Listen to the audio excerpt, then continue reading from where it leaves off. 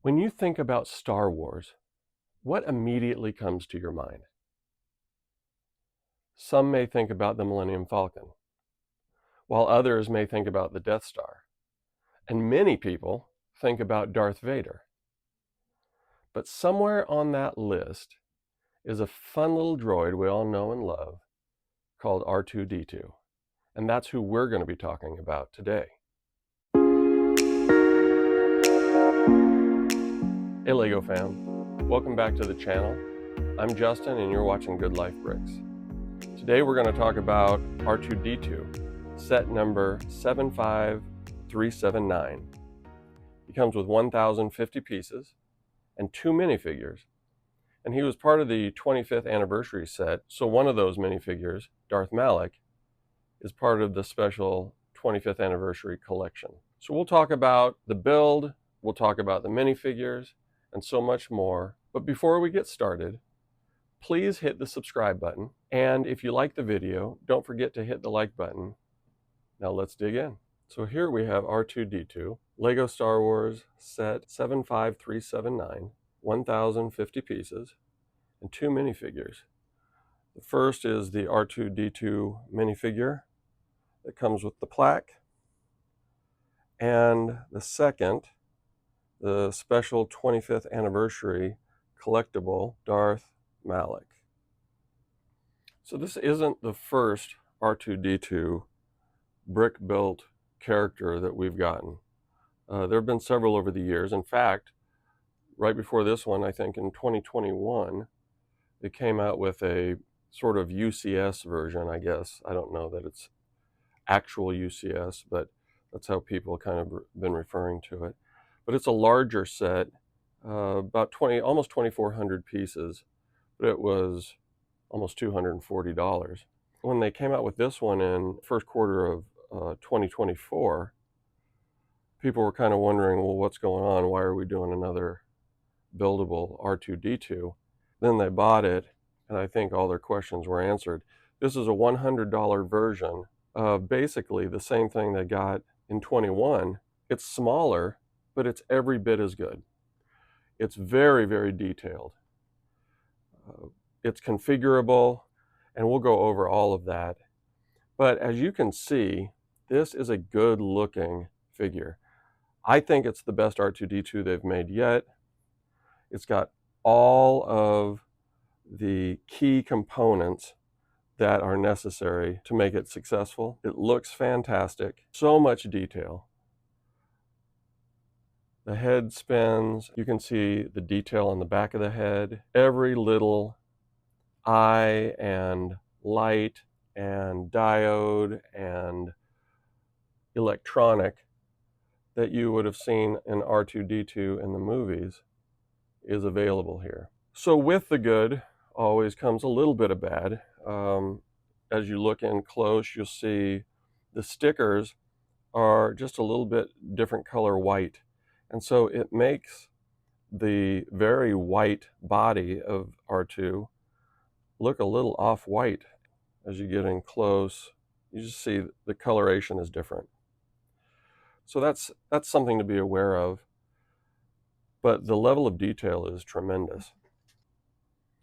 Looking at the 2 minifigures from this set, we'll start with R2-D2. R2 has been around in a minifigure form since the very beginning, back in the early 2000s, late 90s. This is probably the best R2 minifigure we've seen to date. It was released in 2022, and you'll notice it's got the full face, full front body, and full back body printing. The entire dome is printed. A lot of printing on this figure. The only thing that's really missing is the legs. So I really like this one. I think this is a good version, and it's a great addition to this set. A new minifigure that we've not seen before is Darth Malak.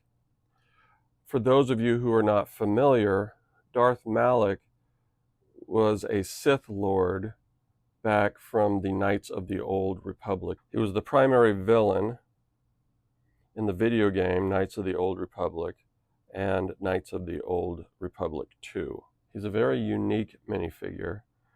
as you can see, the molded metal that goes around his head. The story is basically that he and Revan got into a lightsaber duel back during the Knights of the Old Republic time period, and Revan hit him in the jaw with his lightsaber and removed his jaw. And so this prosthetic is what he is forced to live with as a result of that. Very good minifigure. I think one that people have been waiting for a long time. Great addition to the 25th anniversary collection, and a nice addition to this set. One of the things about the 25th anniversary minifigures is there wasn't always a rhyme or reason for which set they came with, but this was as good as any, and I think this is a good figure, and I'm glad to have him in my collection. And I display him with the rest of the 25th anniversary figures. So moving on to R2-D2 in a little bit more depth, we're going to look at some of the customizations that you can make. There are pieces that go here and here, as well as his sensor antenna that comes up out of the top of his dome, and then this particular third leg can come on and off. So we'll take a quick look at that. So here we have the view with 3 additions and 1 subtraction. You'll note that the third leg is removed, and so he stands up more straight. And there are 2 tools that have been installed and sticking out the front of the body. This closest one here is called the Scomp Link.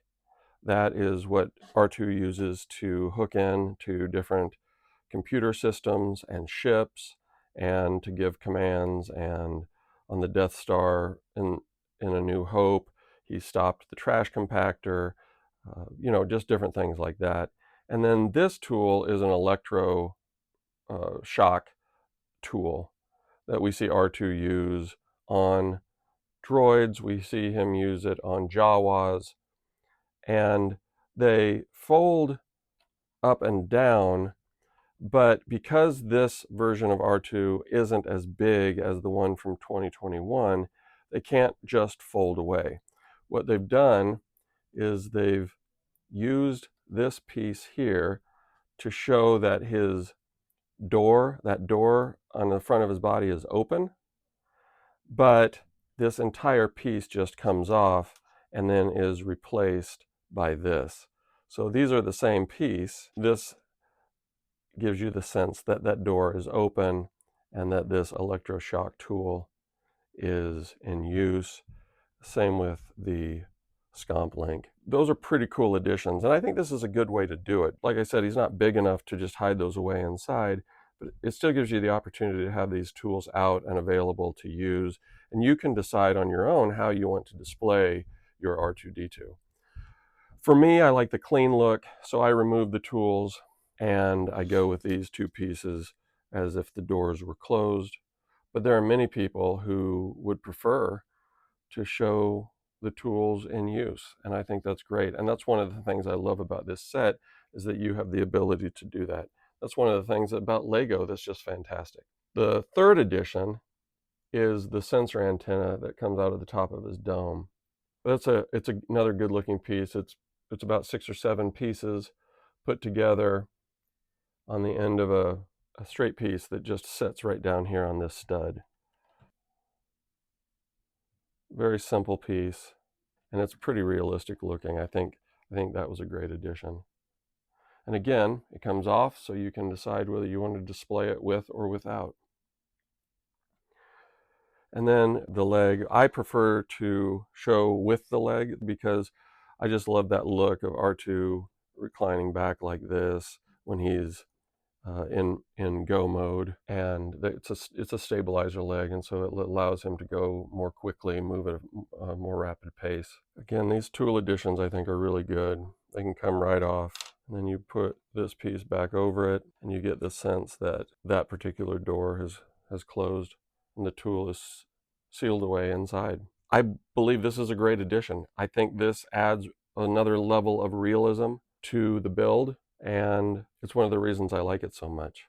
I talked a little bit about the fact that you can articulate R2-D2 forward and backward. His head moves. He doesn't have any wheels, but on the bottom of his legs he does have those inverted slider plates. And one of the things I think is really cool, to accommodate this kind of movement, they've added some slack in the leg and foot joint. He can move around a little bit, and you can move him in different positions, and it doesn't look awkward if you set him up in a slightly different position or location. So very durable, a lot of pieces, packed tight, and I just like this build. I think it was fun to build. It got customizations, which I think Lego fans really love, and it's very true to the source material. This is what we would expect an R2-D2 brick-built figure to look like. So there you have it. That's my review of R2-D2 set number 75379 with Darth Malak R2-D2 minifigures, 1,050 pieces. I think it's a great set. I think it's something that you would enjoy building, and I love displaying it. In fact, I have it across from me on the other side of the room, right next to C-3PO and Chewbacca, who I both builds I also really enjoy, so that I can see it. I like to take a look at it. It looks very realistic to me, and that's something that's really important for me as a fan of Lego Star Wars. Next week, I think we're going to take a look at the C-3PO that partners up well with this R2-D2. So hopefully you can join me for that. I hope you enjoyed the review. I hope that you were able to get what you needed out of it, and I hope you were entertained. Please don't forget to like the video if you enjoyed it. And then also, if you would please click on the little subscribe circle there and subscribe to the channel. That would help me a lot, and I would really appreciate it. I hope you have a great weekend, and I'll see you very soon.